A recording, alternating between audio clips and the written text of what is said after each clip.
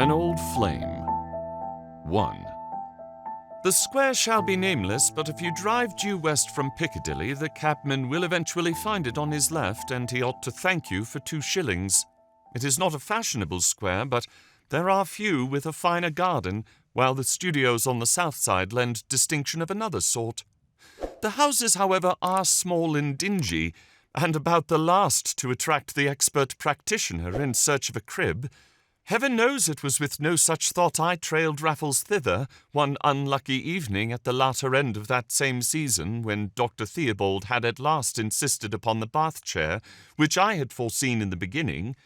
Trees whispered in the green garden aforesaid, and the cool, smooth lawns looked so inviting that I wondered whether some philanthropic resident could not be induced to lend us the key.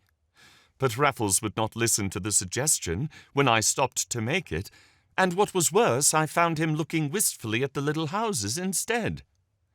Such balconies, Bunny. A leg up, and there you would be. I expressed a conviction that there would be nothing worth taking in the square, but took care to have him under way again as I spoke. I dare say you're right, sighed Raffles. Rings and watches, I suppose. But it would be hard luck to take them from people who live in houses like these.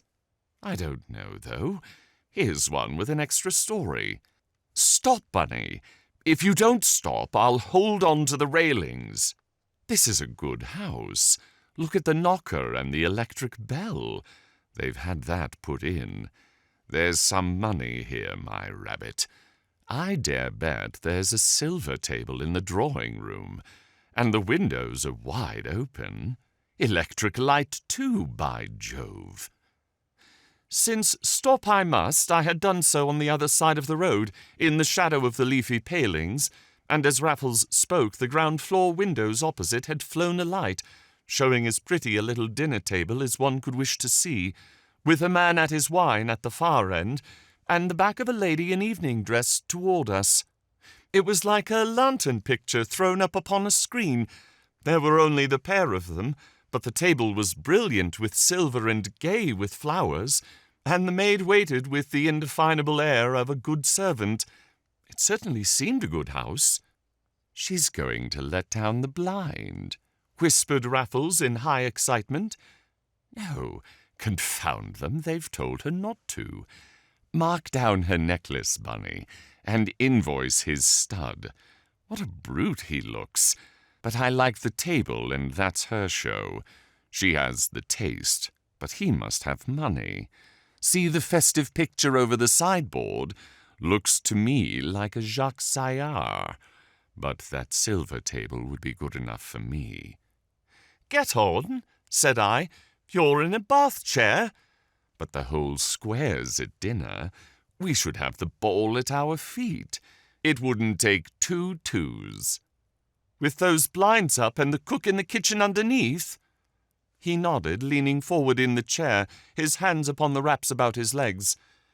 You must be mad, said I, and got back to my handles with the word. But when I tugged, the chair ran light. Keep an eye on the rug, came in a whisper from the middle of the road, and there stood my invalid, his pale face in a quiver of pure mischief, yet set with his insane resolve. I'm only going to see whether that woman has a silver table. We don't want it. It won't take a minute. It's madness. Madness. Then don't you wait. It was like him to leave me with that, and this time I had taken him at his last word. Had not my own given me an idea, mad I had called him, and mad I could declare him, upon oath if necessary. It was not as though the thing had happened far from home. They could learn all about us at the nearest mansions. I referred them to Dr. Theobald. This was a Mr. Maturin, one of his patients, and I was his keeper, and he had never given me the slip before. I heard myself making these explanations on the doorstep, and pointing to the deserted bath chair as the proof, while the pretty parlour-maid ran for the police. It would be a more serious matter for me than for my charge. I should lose my place. No, he had never done such a thing before, and I would answer for it that he never should again. I saw myself conducting Raffles back to his chair with a firm hand and a stern tongue. I heard him thanking me in whispers on the way home. It would be the first tight place I had ever got him out of, and I was anxious for him to get into it, so sure was I of every move. My whole position had altered in the few seconds that it took me to follow this illuminating train of ideas. It was now so strong that I could watch Raffles without much anxiety, and he was worth watching. He had stepped boldly but softly to the front door, and there he was still waiting, ready to ring if the door opened or a face appeared in the area, and doubtless to pretend that he had rung already. But he had not to ring at all, and suddenly I saw his foot in the letter-box, his left hand on the lintel overhead. It was thrilling even to a hardened accomplice with an explanation up his sleeve. A tight grip with that left hand of his, as he leant backward with all his weight upon those 5 fingers, a right arm stretched out and upward to its last inch, and the base of the low projecting balcony was safely caught. I looked down and took breath. The maid was removing the crumbs in the lighted room, and the square was empty as before. What a blessing it was the end of the season! Many of the houses remained in darkness. I looked up again, and Raffles was drawing his left leg over the balcony railing. In another moment he had disappeared through one of the French windows which opened upon the balcony, and in yet another he had switched on the electric light within. This was bad enough, for now I, at least, could see everything he did, but the crowning folly was still to come. There was no point in it. The mad thing was done for my benefit, as I knew at once, and he afterward confessed. But the lunatic reappeared on the balcony, bowing like a mountebank, in his crape mask. I set off with the empty chair, but I came back. I could not desert old Raffles even when I would, but must try to explain away his mask as well if he had not the sense to take it off in time. It would be difficult, but burglaries are not usually committed from a bath chair, and for the rest I put my faith in Dr. Theobald. Meanwhile Raffles had at least withdrawn from the balcony, and now I could only see his head as he peered into a cabinet at the other side of the room. It was like the opera of Aida, in which 2 scenes are enacted simultaneously, one in the dungeon below, the other in the temple above. In the same fashion, my attention now became divided between the picture of Raffles moving stealthily about the upper room, and that of the husband and wife at table underneath.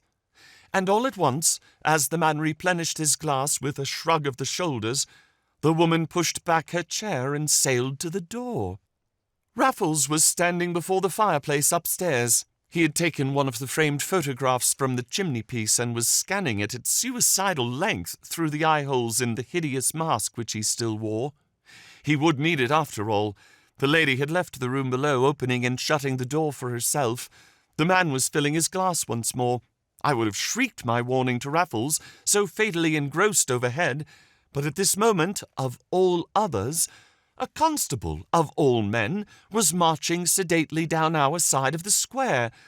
There was nothing for it but to turn a melancholy eye upon the bath-chair, and to ask the constable the time. I was evidently to be kept there all night, I remarked, and only realized with the words that they disposed of my other explanations before they were uttered. It was a horrible moment for such a discovery. Fortunately, the enemy was on the pavement, from which he could scarcely have seen more than the drawing-room ceiling, had he looked, but he was not many houses distant when a door opened and a woman gasped, so that I heard both across the road, and never shall I forget the subsequent tableau in the lighted room behind the low balcony and the French windows. Raffles stood confronted by a dark and handsome woman, whose profile, as I saw it first in the electric light, is cut like a cameo in my memory. It had the undeviating line of brow and nose, the short upper lip, the perfect chin, that are united in marble oftener than in flesh, and like marble she stood, or rather like some beautiful pale bronze, for that was her colouring, and she lost none of it that I could see, neither trembled, but her bosom rose and fell, and that was all. So she stood without flinching before a masked ruffian, who, I felt, would be the first to appreciate her courage. To me it was so superb that I could think of it in this way even then, and marvel how Raffles himself could stand unabashed before so brave a figure. He had not to do so long. The woman scorned him, and he stood unmoved, a framed photograph still in his hand. Then, with a quick, determined movement, she turned, not to the door or to the bell, but to the open window by which Raffles had entered, and this with that accursed policeman still in view. So far no word had passed between the pair, but at this point Raffles said something. I could not hear what, but at the sound of his voice the woman wheeled, and Raffles was looking humbly in her face, the crape mask snatched from his own. "Arthur!" she cried, and that might have been heard in the middle of the square garden. Then they stood gazing at each other. Neither moved any more, and while they stood the street door opened and banged. It was her husband leaving the house, a fine figure of a man, but a dissipated face, and a step even now distinguished by the extreme caution which precedes unsteadiness. He broke the spell. His wife came to the balcony, then looked back into the room, and yet again along the road, and this time I saw her face. It was the face of one glancing indeed from Hyperion to a satyr, and then I saw the rings flash as her hand fell gently upon Raffles's arm. They disappeared from that window. Their heads showed for an instant in the next. Then they dipped out of sight, and an inner ceiling flashed out under a new light. They had gone into the back drawing-room, beyond my ken. The maid came up with coffee. Her mistress hastily met her at the door and once more disappeared. The square was as quiet as ever. I remained some minutes where I was. Now and then I thought I heard their voices in the back drawing-room. I was seldom sure. My state of mind may be imagined by those readers who take an interest in my personal psychology. It does not amuse me to look back upon it. But at length I had the sense to put myself in Raffles's place. He had been recognized at last. He had come to life. Only one person knew as yet, but that person was a woman, and a woman who had once been fond of him if the human face could speak. Would she keep his secret? Would he tell her where he lived? It was terrible to think we were such neighbors, and with the thought that it was terrible came a little enlightenment as to what could still be done for the best. He would not tell her where he lived. I knew him too well for that. He would run for it when he could, and the bath chair and I must not be there to give him away. I dragged the infernal vehicle round the nearer corner. Then I waited. There could be no harm in that. And at last he came. He was walking briskly, so I was right, and he had not played the invalid to her. Yet I heard him cry out with pleasure as he turned the corner, and he flung himself into the chair with a long-drawn sigh that did me good.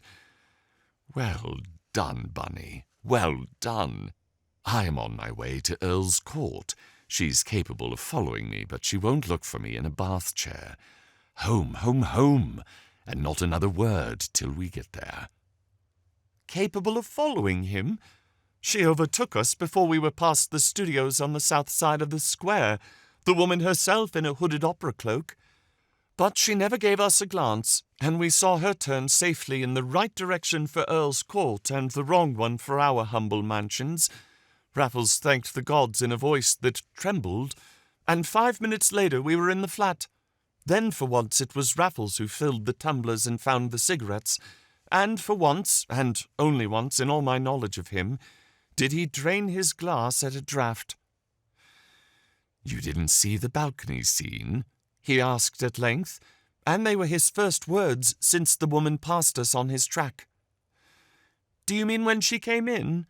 "No, when I came down." "I didn't." "I hope nobody else saw it," said Raffles devoutly. "I don't say that Romeo and Juliet were brother and sister to us, but you might have said so, Bunny." He was staring at the carpet with as wry a face as lover ever wore. "An old flame?" said I gently.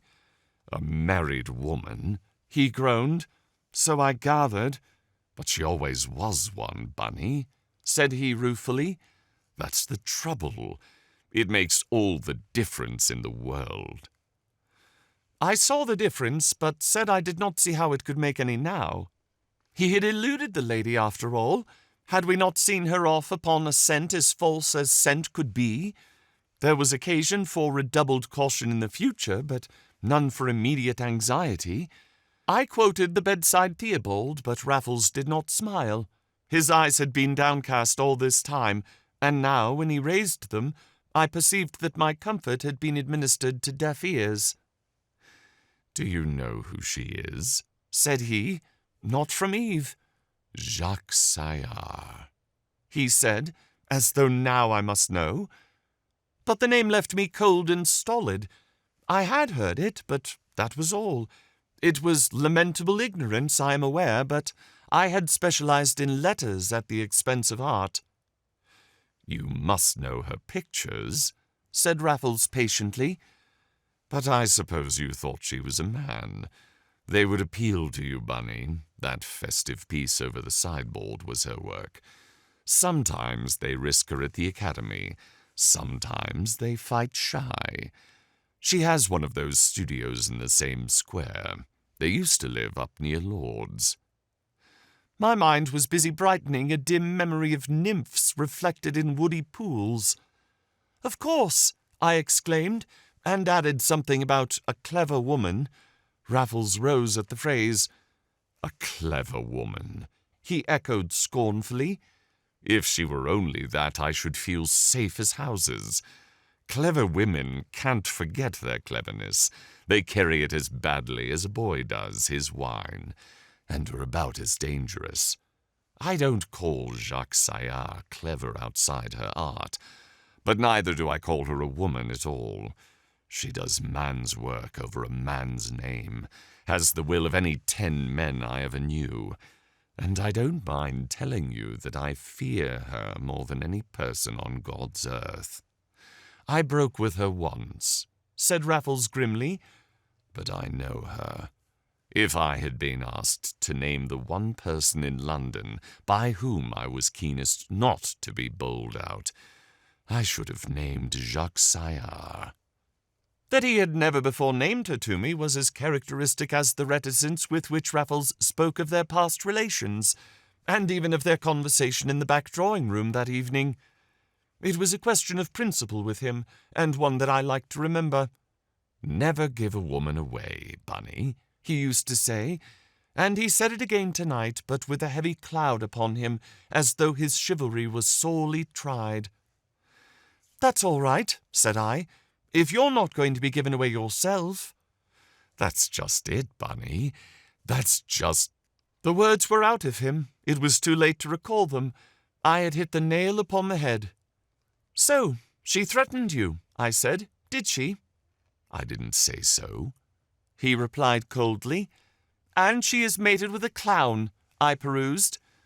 "How she ever married him," he admitted, "is a mystery to me." "It always is," said I, the wise man for once, and rather enjoying the role. "Southern blood?" "Spanish." "She'll be pestering you to run off with her, old chap," said I. Raffles was pacing the room. He stopped in his stride for half a second. So she had begun pestering him already. It is wonderful how acute any fool can be in the affairs of his friend. But Raffles resumed his walk without a syllable, and I retreated to safer ground. "So, you sent her to Earl's Court," I mused aloud, and at last he smiled. "You'll be interested to hear, Bunny," said he, "that I am now living in 7 Dials, and Bill Sykes couldn't hold a farthing dip to me. Bless you, she had my old police record at her fingers' ends, but it was fit to frame compared with the one I gave her. I had sunk as low as they dig. I divided my nights between the open parks and a thieves' kitchen in 7 Dials. If I was decently dressed, it was because I had stolen the suit down the Thames Valley beat the night before last. I was on my way back when first that sleepy square, and then her open window, proved too much for me. You should have heard me beg her to let me push on to the devil in my own way. There I spread myself, for I meant every word, but I swore the final stage would be a 6-foot drop." "You did lay it on," said I. "It was necessary, and that had its effect. She let me go, but at the last moment she said she didn't believe I was so black as I painted myself. And then there was the balcony scene you missed." "So that was all." I could not help telling him that he had got out of it better than he deserved for ever getting in. Next moment I regretted the remark. "If I have got out of it," said Raffles doubtfully. "We are dreadfully near neighbours, and I can't move in a minute with old Theobald taking a grave view of my case. I suppose I had better lie low and thank the gods again for putting her off the scent for the time being." No doubt our conversation was carried beyond this point, but it certainly was not many minutes later, nor had we left the subject, when the electric bell thrilled us both to a sudden silence. "The doctor?" I queried, hope fighting with my horror. It was a single ring. "The last post?" You know he knocks. It's long past his time." The electric bell rang again, but now as though it never would stop. "You go, Bunny," said Raffles with decision. His eyes were sparkling, his smile was firm. "What am I to say?" "If it's the lady, let her in." It was the lady, still in her evening cloak, with her fine dark head half hidden by the hood, and an engaging contempt of appearances upon her angry face. She was even handsomer than I had thought, and her beauty of a bolder type, but she was also angrier than I had anticipated when I came so readily to the door. The passage into which it opened was an exceedingly narrow one, as I have often said, but I never dreamt of barring this woman's way, though not a word did she stoop to say to me. I was only too glad to flatten myself against the wall, as the rustling fury strode past me into the lighted room with the open door.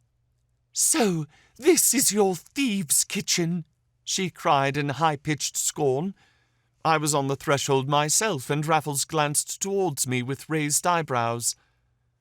"I have certainly had better quarters in my day," said he, "but you need not call them absurd names before my man." "Then send your man about his business," said Jacques Saillard, with an unpleasant stress upon the word indicated.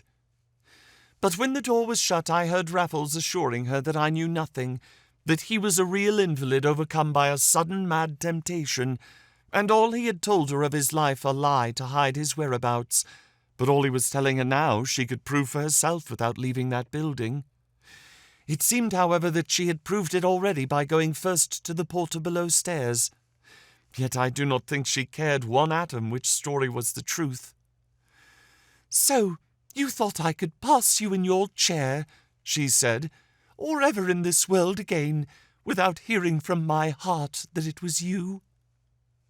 2. "Bunny," said Raffles, "I'm awfully sorry, old chap, but you've got to go." It was some weeks since the first untimely visitation of Jacques Saillard, but there had been many others at all hours of the day, while Raffles had been induced to pay at least one to her studio in the neighbouring square. These intrusions he had endured at first with an air of humorous resignation, which imposed upon me less than he imagined. The woman meant well, he said, after all, and could be trusted to keep his secret loyally. It was plain to me, however, that Raffles did not trust her, and that his pretense upon the point was a deliberate pose to conceal the extent to which she had him in her power. Otherwise there would have been little point in hiding anything from the one person in possession of the cardinal secret of his identity. But Raffles thought it worth his while to hoodwink Jacques Saillard in the subsidiary matter of his health, in which Dr. Theobald lent him unwitting assistance, and, as we have seen, to impress upon her that I was actually his attendant and as ignorant of his past as the doctor himself. "So you're all right, Bunny," he had assured me. "She thinks you knew nothing the other night. I told you she wasn't a clever woman outside her work. But she hasn't a will." I told Raffles it was very considerate of him to keep me out of it, but that it seemed to me like tying up the bag when the cat had escaped. His reply was an admission that one must be on the defensive with such a woman, and in such a case. Soon after this, Raffles, looking far from well, fell back upon his own last line of defence, namely his bed, and now, as always in the end, I could see some sense in his subtleties, since it was comparatively easy for me to turn even Jacques Saillard from the door, with Dr. Theobald's explicit injunctions, and with my own honesty unquestioned. So for a day we had peace once more. Then came letters, then the doctor again and again, and finally my dismissal in the incredible words which have necessitated these explanations. "Go?" I echoed. "Go where?" "It's that ass Theobald," said Raffles. "He insists." "On my going altogether?" He nodded. "And you mean to let him have his way?" I had no language for my mortification and disgust, though neither was as yet quite so great as my surprise. I had foreseen almost every conceivable consequence of the mad act which brought all this trouble to pass, but a voluntary division between Raffles and me had certainly never entered my calculations, nor could I think that it had occurred to him before our egregious doctor's last visit, this very morning. Raffles had looked irritated as he broke the news to me from his pillow, and now there was some sympathy in the way he sat up in bed as though he felt the thing himself. "I am obliged to give in to the fellow," said he. "He's saving me from my friend, and I'm bound to humour him. But I can tell you that we've been arguing about you for the last half-hour, Bunny. It was no use. The idiot has had his knife in you from the first, and he wouldn't see me through on any other conditions." "So he is going to see you through, is he?" "It tots up to that," said Raffles, looking at me rather hard. "At all events, he has come to my rescue for the time being, and it's for me to manage the rest. You don't know what it has been, Bunny, these last few weeks, and gallantry forbids that I should tell you even now. But would you rather elope against your will, or have your continued existence made known to the world in general and the police in particular? That is practically the problem which I have had to solve, and the temporary solution was to fall ill. As a matter of fact, I am ill. And now what do you think? I owe it to you to tell you, Bunny, though it goes against the grain. She would take me to the dear, warm underworld, where the sun really shines, and she would nurse me back to life and love. The artistic temperament is a fearsome thing, Bunny, in a woman with the devil's own will." Raffles tore up the letter from which he had read these piquant extracts and lay back on the pillows with the tired air of the veritable invalid which he seemed able to assume at will. But for once he did look as though bed was the best place for him, and I used the fact as an argument for my own retention in defiance of Dr. Theobald. The town was full of typhoid, I said, and certainly that autumnal scourge was in the air. Did he want me to leave him at the very moment when he might be sickening for a serious illness? "You know I don't, my good fellow," said Raffles wearily, "but Theobald does, and I can't afford to go against him now. Not that I really care what happens to me now that that woman knows I'm in the land of the living. She'll let it out, to a dead certainty, and at the best there'll be a hue and cry, which is the very thing I have escaped all these years. Now, what I want you to do is to go and take some quiet place somewhere and then let me know, so that I may have a port in the storm when it breaks." "Now you're talking," I cried, recovering my spirits. "I thought you meant to go and drop a fellow altogether." "Exactly the sort of thing you would think," rejoined Raffles with a contempt that was welcome enough after my late alarm. "No, my dear rabbit, what you've got to do is to make a new burrow for us both. Try down the Thames, in some quiet nook that a literary man would naturally select. I've often thought that more use might be made of a boat while the family are at dinner than there ever has been yet. If Raffles is to come to life, old chap, he shall go a-raffling for all he's worth. There's something to be done with a bicycle, too. Try Ham Common or Roehampton, or some such sleepy hollow a trifle off the line. And say you're expecting your brother from the colonies." Into this arrangement I entered without the slightest hesitation, for we had funds enough to carry it out on a comfortable scale, and Raffles placed a sufficient share at my disposal for the nonce. Moreover, I, for one, was only too glad to seek fresh fields and pastures new, a phrase which I determined to interpret literally in my choice of fresh surroundings. I was tired of our submerged life in the poky little flat, especially now that we had money enough for better things. I myself of late had dark dealings with the receivers, with the result that poor Ernest Belville's successors were now indeed ours. Subsequent complications had been more galling on that account, while the wanton way in which they had been created was the most irritating reflection of all. But it had brought its own punishment upon Raffles, and I fancied the lesson would prove salutary when we again settled down. "If we ever do, Bunny," said he, as I took his hand and told him how I was already looking forward to the time. "But of course we will," I cried, concealing the resentment at leaving him which his tone and his appearance renewed in my breast. "I'm not so sure of it," he said gloomily. "I'm in somebody's clutches, and I've got to get out of them first." "I'll sit tight until you do." "Well," he said, "if you don't see me in 10 days, you never will." "Only 10 days?" I echoed. "That's nothing at all." "A lot may happen in 10 days," replied Raffles in the same depressing tone, so very depressing in him. And with that he held out his hand a second time, and dropped mine suddenly after as sudden a pressure for farewell. I left the flat in considerable dejection after all, unable to decide whether Raffles was really ill or only worried as I knew him to be. And at the foot of the stairs the author of my dismissal, that confounded Theobald, flung open his door and waylaid me. "Are you going?" he demanded. The traps in my hands proclaimed that I was, but I dropped them at his feet to have it out with him then and there.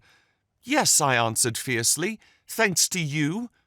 "Well, my good fellow," he said, his full-blooded face lightening and softening at the same time, as though a load were off his mind, "it's no pleasure to me to deprive any man of his billet, but you never were a nurse, and you know that as well as I do."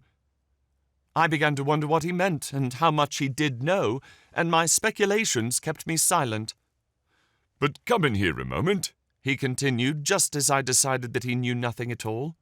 And leading me into his minute consulting room, Dr. Theobald solemnly presented me with a sovereign by way of compensation, which I pocketed as solemnly, and with as much gratitude as if I had not 50 of them distributed over my person as it was.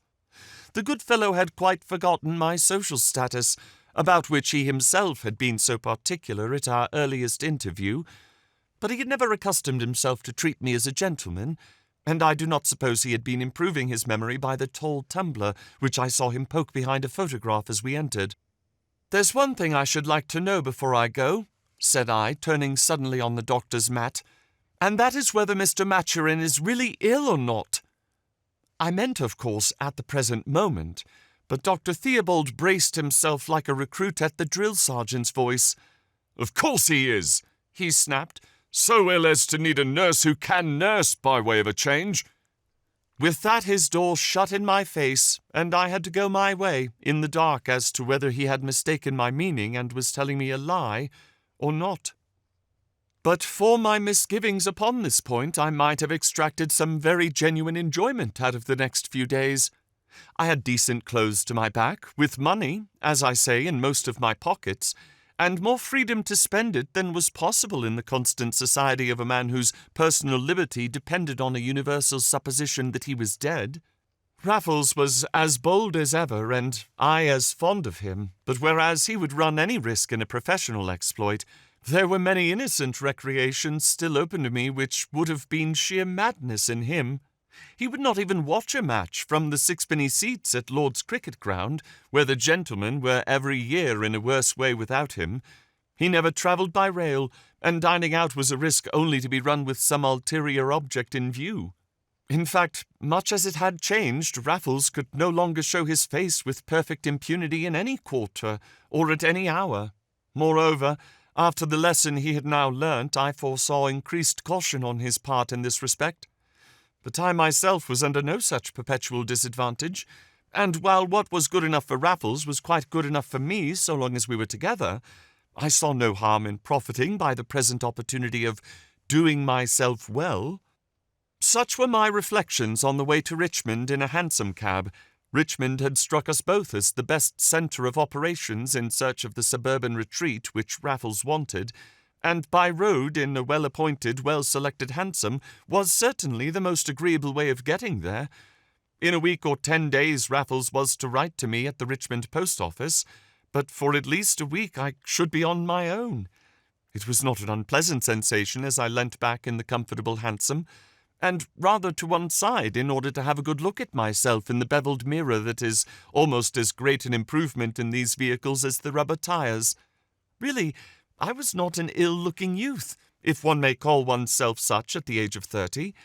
I could lay no claim either to the striking cast of countenance or to the peculiar charm of expression which made the face of Raffles like no other in the world. But this very distinction was in itself a danger, for its impression was indelible, whereas I might still have been mistaken for 100 other young fellows at large in London.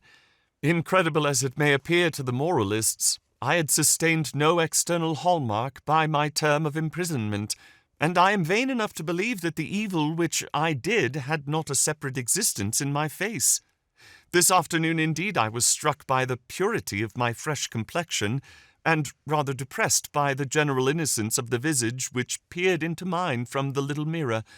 My straw-coloured moustache, grown in the flat after a protracted holiday, again preserved the most disappointing dimensions, and was still invisible in certain lights without wax.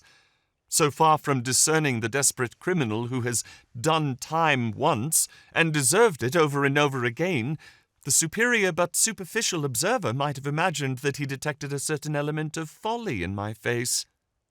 At all events, it was not the face to shut the doors of a first-class hotel against me, without accidental evidence of a more explicit kind, and it was with no little satisfaction that I directed the man to drive to the Star and Garter. I also told him to go through Richmond Park, though he warned me that it would add considerably to the distance and his fare. It was autumn, and it struck me that the tints would be fine, and I had learnt from Raffles to appreciate such things, even amid the excitement of an audacious enterprise. If I dwell upon my appreciation of this occasion, it is because, like most pleasures, it was exceedingly short-lived. I was very comfortable at the Star and Garter, which was so empty that I had a room worthy of a prince, where I could enjoy the finest of all views, in patriotic opinion, every morning while I shaved. I walked many miles through the noble park, over the commons of Ham and Wimbledon, and one day as far as that of Esher, where I was forcibly reminded of a service we once rendered to a distinguished resident in this delightful locality. But it was on Ham Common, one of the places which Raffles had mentioned as specially desirable, that I actually found an almost ideal retreat. This was a cottage where I heard on inquiry that rooms were to be let in the summer.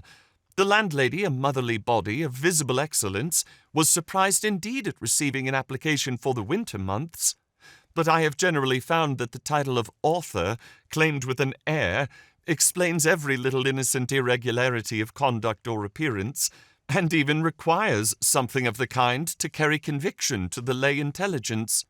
The present case was one in point, and when I said that I could only write in a room facing north, on mutton chops and milk, with a cold ham in the wardrobe in case of nocturnal inspiration, to which I was liable, my literary character was established beyond dispute. I secured the rooms, paid a month's rent in advance at my own request, and moped in them dreadfully until the week was up and Raffles due any day. I explained that the inspiration would not come, and asked abruptly if the mutton was New Zealand. Thrice had I made fruitless inquiries at the Richmond post office, but on the 10th day I was in and out almost every hour. Not a word was there for me up to the last post at night.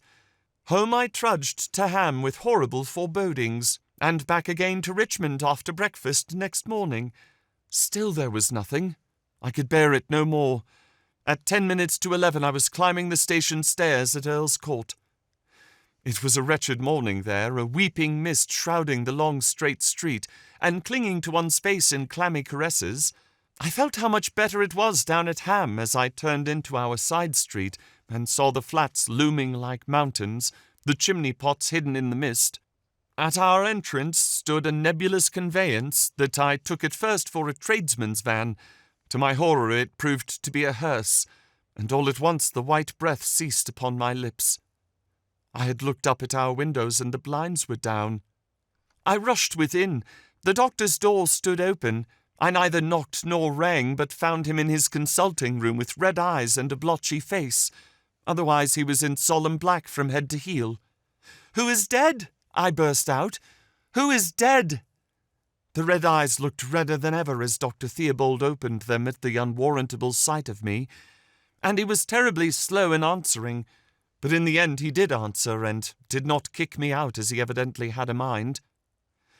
"Mr. Maturin," he said, and sighed like a beaten man. I said nothing. It was no surprise to me. I had known it all these minutes. Nay, I had dreaded this from the first, had divined it at the last, though to the last I also had refused to entertain my own conviction. Raffles dead! A real invalid after all! Raffles dead, and on the point of burial. "What did he die of?" I asked, unconsciously drawing on that fund of grim self-control which the weakest of us seem to hold in reserve for real calamity. "Typhoid," he answered. "Kensington is full of it." "He was sickening for it when I left, and you knew it and could get rid of me then." "My good fellow, I was obliged to have a more experienced nurse for that very reason." The doctor's tone was so conciliatory that I remembered in an instant what a humbug the man was, and became suddenly possessed with the vague conviction that he was imposing upon me now. "Are you sure it was typhoid at all?" I cried fiercely to his face. "Are you sure it wasn't suicide or murder?" I confess that I can see little point in this speech as I write it down, but it was what I said in a burst of grief and of wild suspicion. Nor was it without effect upon Dr. Theobald, who turned bright scarlet from his well-brushed hair to his immaculate collar. "Do you want me to throw you out into the street?" he cried, and all at once I remembered that I had come to Raffles as a perfect stranger, and for his sake might as well preserve that character to the last. "I beg your pardon," I said brokenly. "He was so good to me. I became so attached to him. You forget I am originally of his class." "I did forget it," replied Theobald, looking relieved at my new tone. "And I beg your pardon for doing so. Hush, they are bringing him down. I must have a drink before we start, and you'd better join me." There was no pretense about his drink this time, and a pretty stiff one it was, but I fancy my own must have run it hard. In my case it cast a merciful haze over much of the next hour, which I can truthfully describe as one of the most painful of my whole existence. I can have known very little of what I was doing. I only remember finding myself in a hansom, suddenly wondering why it was going so slowly, and once more awaking to the truth. But it was to the truth itself more than to the liquor that I must have owed my dazed condition. My next recollection is of looking down into the open grave, in a sudden passionate anxiety to see the name for myself. It was not the name of my friend, of course, but it was the one under which he had passed for many months. I was still stupefied by a sense of inconceivable loss, and had not raised my eyes from that which was slowly forcing me to realize what had happened, when there was a rustle at my elbow, and a shower of hothouse flowers passed before them, falling like huge snowflakes where my gaze had rested. I looked up, and at my side stood a majestic figure in deep mourning.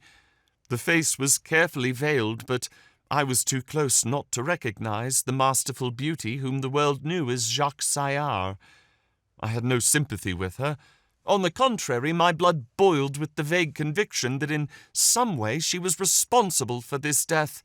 Yet she was the only woman present. There were not half a dozen of us altogether, and her flowers were the only flowers.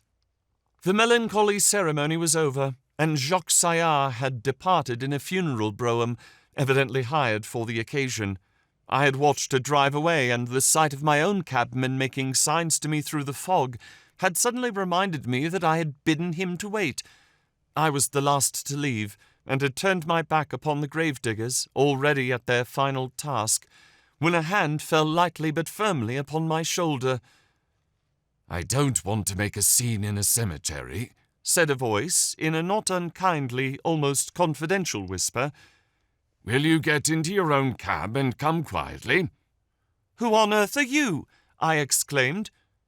I now remembered having seen the fellow hovering about during the funeral, and subconsciously taking him for the undertaker's headman. He had certainly that appearance, and even now I could scarcely believe that he was anything else. "My name won't help you," he said pityingly, "but you will guess where I come from when I tell you I have a warrant for your arrest." My sensations at this announcement may not be believed, but I solemnly declare that I have seldom experienced so fierce a satisfaction. Here was a new excitement in which to drown my grief. Here was something to think about, and I should be spared the intolerable experience of a solitary return to the little place at Ham. It was as though I had lost a limb, and someone had struck me so hard in the face that the greater agony was forgotten. I got into the hansom without a word, my captor following at my heels and giving his own directions to the cabman before taking his seat.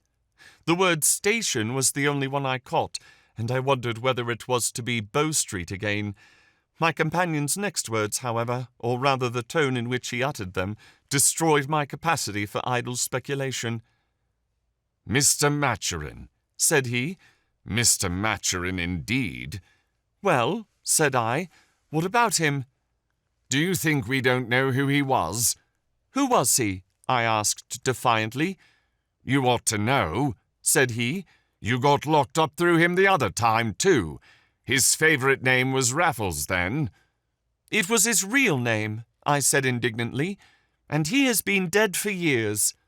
My captor simply chuckled. "He's at the bottom of the sea, I tell you!" But I do not know why I should have told him with such spirit, for what could it matter to Raffles now? I did not think. Instinct was still stronger than reason, and fresh from his funeral I had taken up the cudgels for my dead friend as though he was still alive.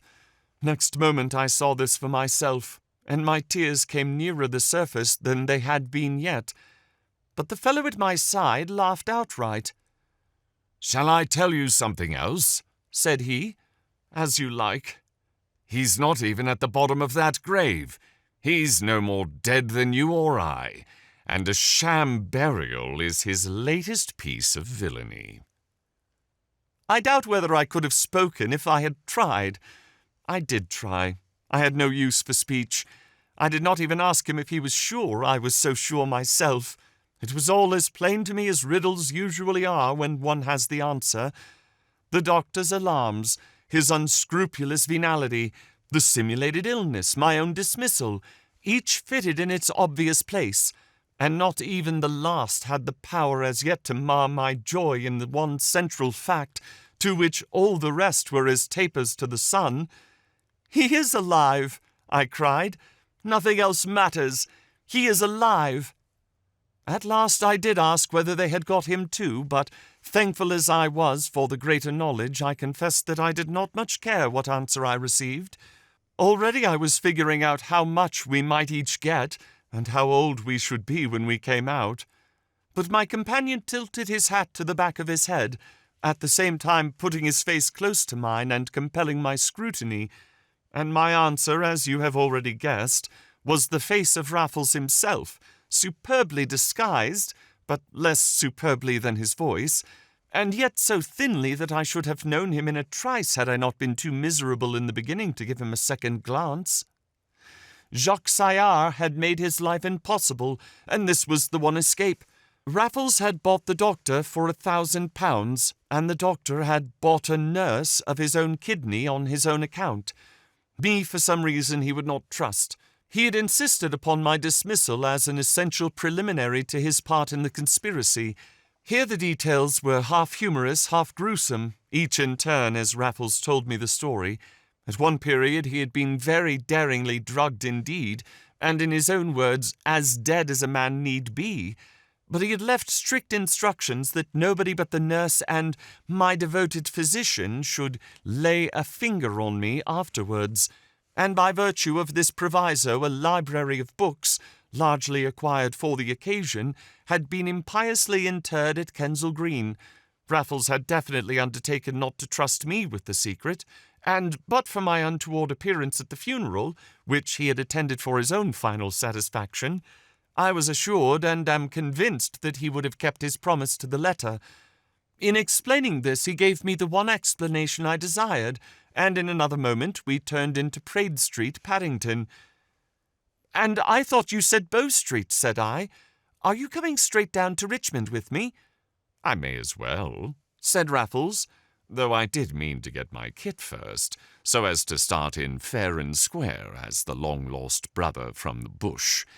That's why I hadn't written. The function was a day later than I calculated. I was going to write tonight. "But what are we to do?" said I, hesitating when he had paid the cab. "I've been playing the colonies for all they are worth." "Oh, I've lost my luggage," said he, "or a wave came into my cabin and spoilt every stitch, or I had nothing fit to bring ashore. We'll settle that in the train."